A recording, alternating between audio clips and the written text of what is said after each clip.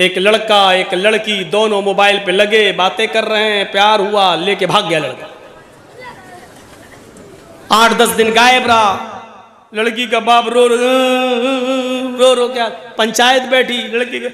अब लड़की का बाप चीख चीख के कह रहा मेरी लड़की कब का मुंह दिखाने के लायक नहीं रही। अब पंचायत वहां फैसला क्या करती है, अच्छा आ गया लड़का, लड़के हाँ क्यों लेके गया, चल अब इससे शादी कर। अब वो शादी करने के लिए तैयार नहीं, ना हम शादी नहीं करेंगे। तो शादी नहीं करेगा तो 5 लाख रुपया लड़के वाला लड़की के बाप को दे। क्या फैसला है गांव के सरदारों, सरपंचों, क्या फैसला है तुम्हारा। इस फैसले को तो अल्लाह देखते ही कह देगा जाओ इस सरदार को जन्नत में दाखिल कर दो। ऐसा फैसला 5 लाख रुपया, 4 लाख रुपया, 3 लाख रुपया, 2 लाख रुपया लड़का क्यों दे। सब लड़का लेके भागा। हाँ तेरी लड़की भागी कैसे, लड़के का कसूर था, लड़की का कसूर नहीं था। इल्जाम सिर्फ लड़के को कैसे दे रहे हो। कुरान तो कहता वक़र्न फी बुयूतिकुन्ना, औरतों को लड़कियों को हुक्म देता अपने घरों में लाजिम पकड़े रहो, घरों से बाहर ना निकलो बिला जरूरत। तुम्हारी लड़की कैसे निकली, लड़का भगाया, आपकी लड़की भी भागी। साहब मेरे लड़के ने लड़की के साथ 8-10 दिन रहकर गलत काम किया, जबरदस्ती तो नहीं की है ना, दोनों राजी थे, गलत काम हुआ तो जुर्माना दोनों तरफ से लगना चाहिए, फैसला ये होना चाहिए। लेकिन बड़ा अजीब फैसला, जुर्माना लड़का दे, लड़के का बाप दे, लड़की के बाप को। वाह साहब, गलती दोनों करें, सजा सिर्फ एक को दी जाए। ये हमारा अदल है, हमारा इंसाफ है। हम अपने बिरादरी में अदल नहीं कर पाते हैं, हिंदू और मुसलमान, सिख और ईसाई के दरमियान हम अदल क्या करेंगे और इंसाफ क्या करेंगे। हमेशा लड़की की तरफ नजर। कुरान, और एक बात सुन लीजिए, बहुत आज खुल के कह दे रहा हूं, लड़का लड़की अगर दोनों कभी भी किसी समाज से भागे, आजकल तो ये फैशन बन गया है, प्यार करना, ये करना, वो करना। अब इस पर तो ज्यादा बोलना ही नहीं चाहिए, जितना बोलेंगे वो और उतना ही और आगे बढ़ रहा है, समझ में नहीं आ रहा क्या हो रहा है। तो लड़का लड़की, एक बात सुन लीजिएगा, बहुत जबरदस्त बात बताने जा रहा हूं। लड़का लड़की जब भी दोनों भागे तो उसमें गलती, समाज में जब फैसला करने के लिए आप बैठो, पंचायत लेकर बैठो, तो उसमें गलती लड़की की मानी जाएगी, लड़के की ज्यादा नहीं। लड़के की मानी जाएगी लेकिन लड़के से ज्यादा लड़की की गलती मानी जाएगी, क्योंकि कुरान इस बात का फैसला कर रहा है। कुरान ने कहा है, कुरान ने अज़्ज़ानियतु वज़्ज़ानी फजलिदू कुल्ल वाहिदतिन मिनहुमा मियत जल्दा। कुरान ने जिना जैसी जुर्म के लिए पहले औरत का, लड़की का लफ्ज इस्तेमाल किया है, बाद में लड़के का। जिना करने वाली लड़की और जिना करने वाला लड़का, जिनाकार मर्द और जिनाकार औरत और जिनाकार मर्द। देखिए पहले औरत का नाम अज़्ज़ानियतु वज़्ज़ानी, ज़ानिया औरत और ज़ानी मर्द, ज़ानिया लड़की और ज़ानिया लड़का। फजलिदू कुल्ल वाहिदतिन मिनहुमा मियत जल्दा, सजा देना है तो दोनों को, इन दोनों में से हर एक को 200 कोड़े मारो उनकी बॉडी पर, उनके जिस्म पर। लड़का है तो उसके जिस्म से कुर्ता भी उतारा जाएगा, सिर्फ लुंगी पहनाई जाएगी, हाथ पीछे से बांध दिए जाएंगे। समाज के अंदर चौराहे पर लाकर खड़ा करके इस जिनाकार लड़के को सबकी आंखों के सामने 100 कोड़े लगाए जाएंगे, 100 कोड़े मारे जाएंगे। लड़की है तो उसके चेहरे से, उसके जिस्म से कमीज नहीं उतारी जाएगी, उसके जिस्म पर कपड़ा रहेगा, ओढ़े हुए रहेगी, और उसी जिस्म पर कपड़े पहने हुए जिस्म पर कोड़े मारे जाएंगे ताकि उसकी जिस्म की बेहुरमती ना हो, उसका जिस्म नुमाया ना हो। लेकिन 100 कोड़े इस लड़की के जिस्म पर भी मारे जाएंगे, बशर्ते ये कि दोनों कुंवारे हों, दोनों में से किसी की शादी ना हुई हो। हाँ, अगर लड़का शादीशुदा है, लड़की कुंवारी, तो लड़की को 100 कोड़े मारे जाएंगे। लड़का कुंवारा शादीशुदा है तो उसको 100 कोड़े नहीं बल्कि दौड़ा दौड़ा कर मैदान में पत्थरों से हलाक कर दिया जाएगा, मार डाला जाएगा। उस वक्त तक पत्थर बरसाए जाएंगे जब तक कि उसकी रूह उसकी कब्ज़ से उनसुरी से परवाज नहीं कर जाती है। लड़का कुंवारा है, लड़की शादीशुदा है, तो लड़के को 100 कोड़े मारे जाएंगे और लड़की को दौड़ा दौड़ा कर नहीं, क्योंकि उसको सीने के बराबर जमीन में गाड़ कर उसके ऊपर उसके सर पे पत्थरों की बारिश की जाएगी और उस वक्त तक मारा जाएगा जब तक कि उसकी रूह न निकल जाए। ये मामूली जुर्म नहीं है। मोबाइलों पर बातें करना ये मामूली जुर्म नहीं है। लड़कों से घंटों घंटों लगे रहना, लड़कियों से लगे रहना ये मामूली जुर्म नहीं है जो जिना का दरवाजा खोलता है। इस जिना के दरवाजे के खुलने के बाद तसव्वुर करो कि इंसान किस गुनाह में पड़ जाता है जिसकी सजा इतनी खतरनाक हो कि सुनते ही रूह कांप जाती है।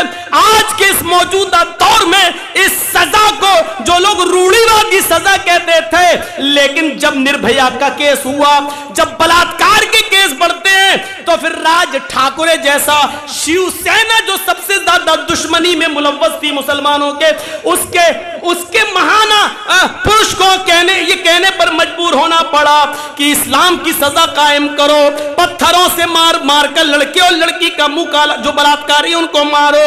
तो सोचो ये ऐसी दर्दनाक सजा है और आखिर ये लागू करना पड़ा।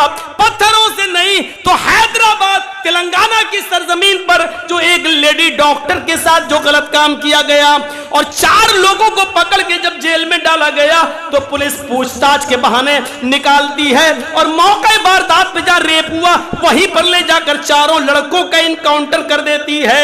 आज इस चीज की जरूरत पड़ रही है। मेरे भाई हो, जरा तसव्वुर करो कि हम कहां हैं। बहुत आसान है, हमने एक दूसरे के हाथों में मोबाइल दे दिया। गलती लड़की की पहले मानी जाएगी, लड़के की नहीं, क्योंकि अल्लाह ताला ने लड़की का लफ्ज, औरत का लफ्ज पहले इस्तेमाल किया है, क्योंकि जिना की इब्तिदा मर्द की बनिस्बत औरत की तरफ से, लड़के की बनिस्बत लड़की की तरफ से ज्यादा होती है। अब क्यों होती है, रीजन क्या है, वो इस मौके पर हम नहीं बता सकते हैं। तो मेरे प्यारे साथियों, हमें और आपको ये चीज लेना पड़ेगी। वला यजरिमन्नकुम शनानु कौमिन अला अल्ला तादिलु, अदल और इंसाफ की बात करो। अदल और इंसाफ हर वक्त होना चाहिए, सबके साथ होना चाहिए, अपनों के साथ भी हो, गैरों के साथ भी हो। इंसाफ का दामन कभी नहीं छूटना चाहिए। वला ये मारा जो इसने यहूदी बच्चे को जो मार दिया था पढ़, तो उसने क्या कहा, यहां से बात मेरी कर गई थी, वो टेनी वेनी निकल गया, वो लखीमपुर खीरी का मामला मेरे जहन में आ गया। तो उस यहूदी बच्चे ने कहा कि मैं मुकदमा दायर करूंगा। तो इसने क्या कहा, हमारे इब्ने आस के बेटे ने, जा कर दे, मेरा कोई कुछ नहीं कर सकता। लड़के ने कहा नहीं, इंसाफ होगा। का इंसाफ कौन करेगा, जिसके पास तू जा रहा है हमारे इब्ने आस, वो मेरे बाप हैं। लड़का चुप हो गया, तुम्हारे बाप हैं? उसने कोई शिकायत नहीं की, कुछ नहीं कहा। 1 महीना गुजर गया। इत्तेफाक देखिए, 1 महीने के बाद उस बस्ती का दौरा करते करते करते करते हजरत उमर मिस्र पहुंच गए। हजरत उमर फारूक दौरा करते थे, पूछते थे वहां के लोगों से कि हमने जिसको गवर्नर बनाया उससे कोई शिकायत तो नहीं, काम ठीक कर रहा है कि नहीं कर रहा है, काम अच्छा चल रहा है कि नहीं चल रहा। ये सब दौरा करते थे हजरत उमर फारूक। मिस्र का भी दौरा करते हुए आए और मिस्र में तमाम लोगों को बुलाया और अमर इब्ने आस को अपने पास बिठाया और लोगों से पूछा कि बताओ, अमर इब्ने आस से कोई शिकायत तो नहीं? सब लोग बोले नहीं कोई शिकायत नहीं, बहुत अच्छा काम, माशाल्लाह, ठीक ठीक सब कुछ सही। लेकिन वहीं पर 12 साल का 13 साल का छोटा सा बच्चा जो बैठा था वो कहने लगा, अमीरुल मोमिनीन मुझे एक शिकायत है। भरे मजमे में तुम ही उठे हो, 12-13 साल का बच्चा, हिम्मत, इधर आओ बेटा, इधर आओ, इधर आओ। उसको बुलाया, आया, क्या हुआ बेटा, बोलो। उसको अपने पास बिठाया ताकि उसके अंदर से डर नाम की कोई चीज बाकी न रहे। अपने पास बुलाने के बाद कहा, बोलो बेटे क्या बात है। कहा, अमीरुल मोमिनीन अमर इब्ने आस के बेटे ने मेरे साथ घोड़ा दौड़ाया कि कौन आगे निकलता है, चलो दौड़ते हैं। घोड़ दौड़ में हम आगे निकल गए। इतनी सी बात इनके बेटे को बुरी लगी और उसने भरे मजमे में सबके सामने मेरे गाल पर एक थप्पड़ मार दिया। हजरत उमर फारूक खड़े हुए, अमर इब्ने आस की तरफ नजर डाली। अमर इब्ने आस ने जवाब दिया, अमीरुल मोमिनीन इसमें मेरा कोई कसूर नहीं है, आज तक मुझे ये इत्तला ही नहीं मिली।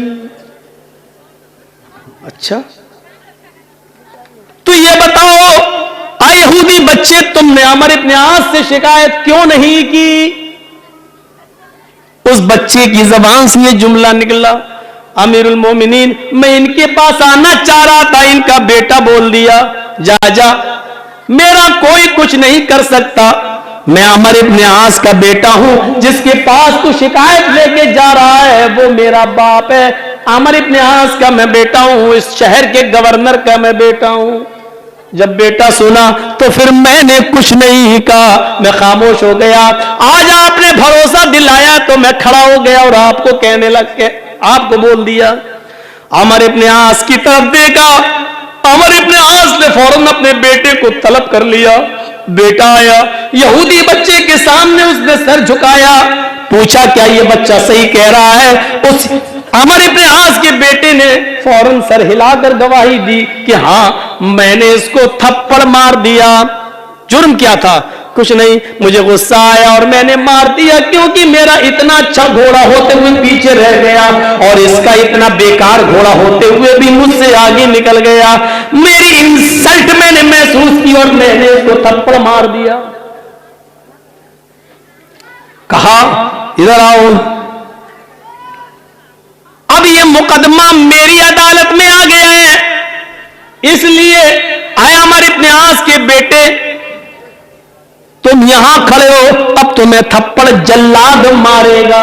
अगर मामला बराबर करना था तो उसी वक्त तू अपना गाल पेश करता और ये बच्चा उतनी जोर से तेरे थप्पड़ मार देता, मामला वहां रफा दफा हो सकता था। लेकिन जब अदालत में हमारी चौखट पे मुकदमा आ गया तो अब ये थप्पड़ जल्लाद तेरे चेहरे पे मारेगा।